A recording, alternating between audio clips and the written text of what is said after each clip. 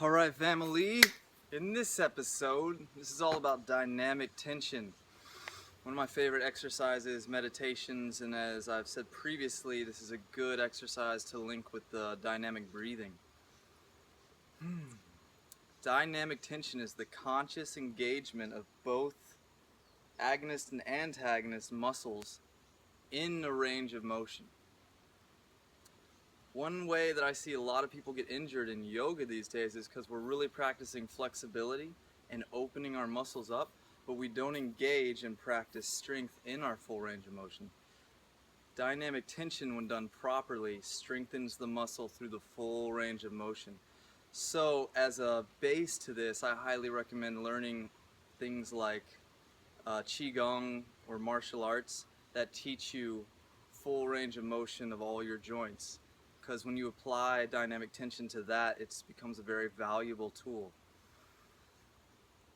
This is actually a very good way to learn to engage muscles that you don't have connection to, and in doing so, connect to different parts of yourself that you have become disconnected from or never felt. It's a very valuable thing to understand that we have muscle fibers in us that we don't necessarily have connection to, or at least for individuals who are untrained.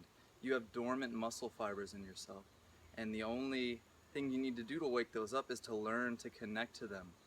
This exercise is a very profound in that means for that reason.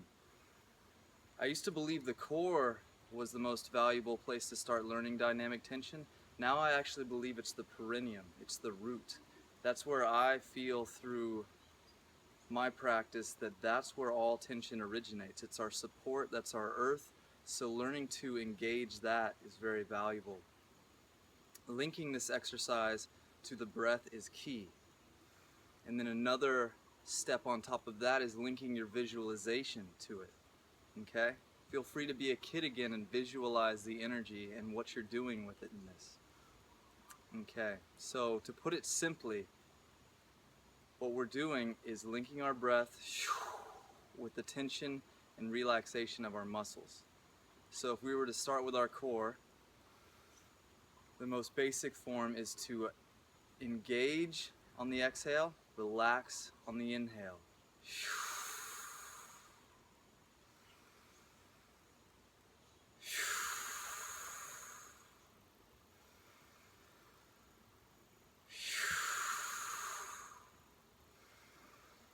So that's the most basic form. As you get to know me, you can see I just love to share variables. I just want you to understand the principle of an exercise and then be able to play with it and move it around. Okay?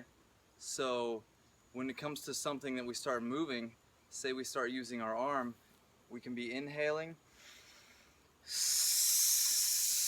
and then exhaling while we're dynamically tensing all of the muscles in our arm and hand.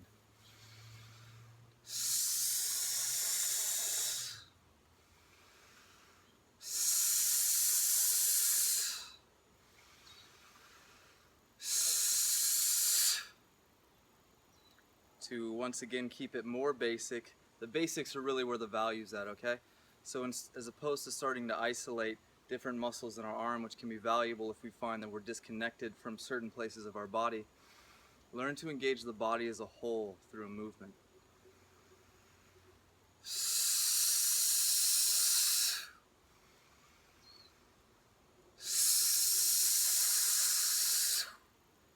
And these basic movements you see me doing, I've learned through Tai Chi and Qigong. Adding visualization to this is key.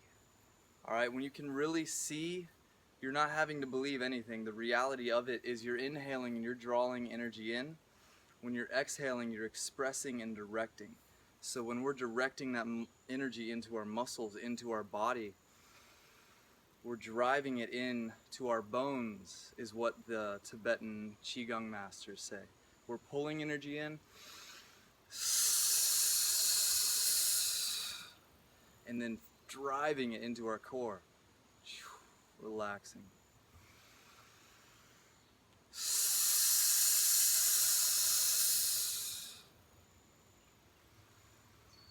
Relaxing. Now, a next step to this, as I said, you can start isolating different parts of your body using your visualization and imagination. Draw energy in, put it in the one leg so you can really focus on it. Draw energy in, put it in the one leg, you can really focus on it. Out into your arms, into your core, move it around. Learn how your mind can direct this, and you can engage the use of the energy and the breath. What you take in, what you are inspired by, you can then direct into your body, into your life. This is just such a good exercise for engaging the body and the mind, connecting them, right? It's really all the same thing in my belief. This is where we house our memories, have our feelings, receive our thoughts directly.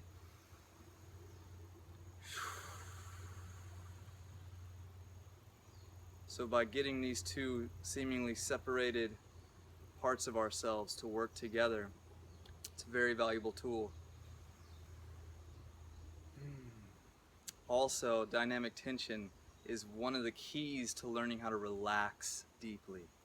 All right, relaxation and tension are on the same scale. If you have trouble relaxing, learn how to engage yourself. If you have a chronically tense muscle, learn how to engage it fully, and you'll be able to let it go. When you're in yoga and you're doing a split, a long bend or back bend, slowly, okay, slowly learn to engage the muscle. That's something I sometimes jump ahead of myself, but learn to engage your muscle slowly and consciously, right? Can you find that point right before you actually physically tense and when your intention is there? It's a very interesting place. If I'm going to think of tensing my arm, just the thought of me preparing to do that engages it, and it puts my energy and awareness there. That's ultimately what the locks, the bandhas of the body become. They're energetic. It's a thought, it's an intention. Your intention is enough tension to create a certain connection inside of your body.